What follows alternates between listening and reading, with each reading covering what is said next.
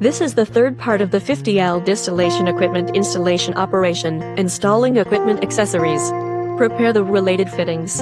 Parts of some custom equipment may be different, but the basic principle is similar. Install the pot thermometer. Teflon tape can be used to wrap screws to ensure tightness. Install the drain outlet. Please clarify the connection direction of the sewage outlet, and the valve handle should be able to fully open or close normally.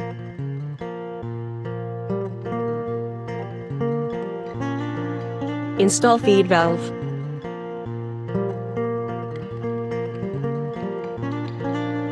Install exhaust pipe.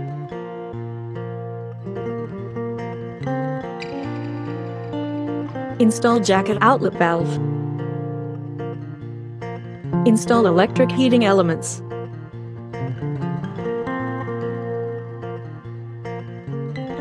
Install part 100 temperature sensor.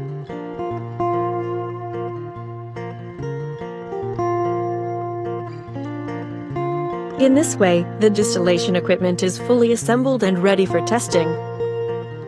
If you want to know more, please contact us.